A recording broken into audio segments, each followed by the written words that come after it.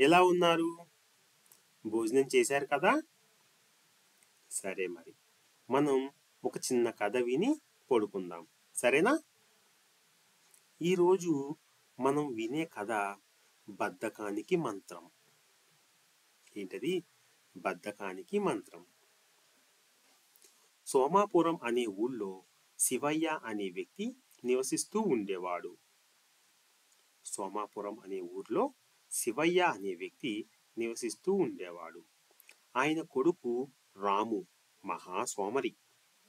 పెద్దవాడైనా సరే ఏ పని చెయ్యకుండా తిరుగుతూ ఉండేవాడు. ఈ విషయంలో శివయ్య అతన్ని ఎన్నిసార్లు మందలించినా పట్టించుకునేవాడు కాదు.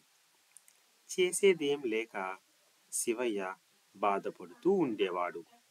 ఒకరోజు సోమాపురానికి కాశీ నుంచి ఒక సాధువు వచ్చాడు. ఆయన దగ్గరికి వెళ్ళి ఊళ్ళోని వారంతా ఆశీస్సులు తీసుకుని తమ సమస్యలని చెప్పుకున్నారు.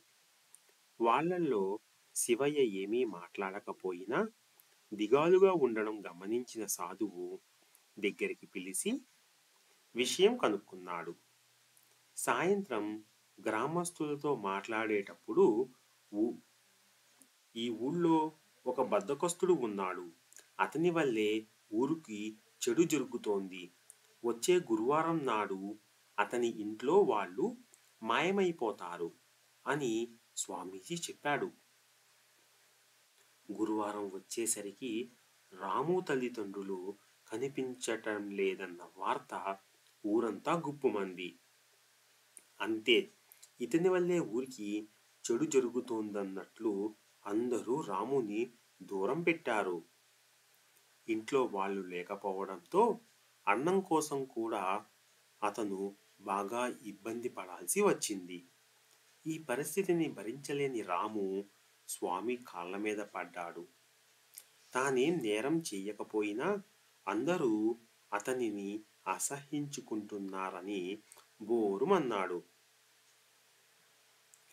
అప్పుడు ఆ సాధువు, నువ్వు నీ తల్లిదండ్రుల్ని చూసుకోవాల్సిన వయసులో ఏ పని చేయకుండా ఊరికే తిని తిరుగుతుంటే కాలం గడుపుతున్నావు. నీ బాధ్యతల్ని నిర్వర్తించకుండా ఉండడమే నేరమే కదా అని అన్నాడు. దీంతో తప్పు తెలుసుకున్న రాము కష్టించి పని చేయడం మొదలుపెట్టాడు. ఇప్పుడు తల్లిదండ్రులు తనని చూస్తే ఎంతో సంతోషపడతారని అనుకుంటూ ఉండేవాడు రాము. కొన్నాళ్ళకి సాధువు మళ్ళీ ఆ ఊరికి వచ్చాడు. అందరితో మాట్లాడుతూ బద్ధకస్తుడు మారిపోవడం వల్ల అతని ఇంట్లో వాళ్ళు తిరిగి వస్తారు అని చెప్పాడు సాధువు. మర్నాడే రాము తల్లిదండ్రులు ఊళ్ళో అడుగు పెట్టారు. ఇదంతా స్వామి మహిమే అని ఊళ్ళో వాళ్లకు చెప్పిన రాము తల్లిదండ్రులు తమ కొడుకుని మార్చినందుకు స్వామికి మరీ మరీ కృతజ్ఞతలు చెప్పారు. చూసారా ఫ్రెండ్స్, బద్ధకం చాలా ప్రమాదకరమైనది.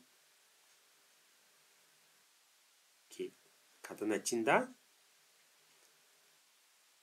మనం ఈ రోజు నుంచి బద్ధకాన్ని వదులుదాం. ఏ రోజు పని ఆ రోజే చేసుకుందాం. సరేనా? అయితే కథ నచ్చితే మళ్ళీ వినండి. మీ ఫ్రెండ్స్ని కూడా వినమని చెప్పండి.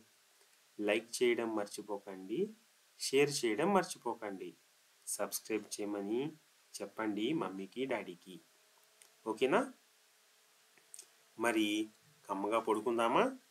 రేపు మళ్ళీ ఇంకొక మంచి కథతో మనం కలుద్దాం. సరేనా? గుడ్ నైట్ పిల్లలు. బాయ్.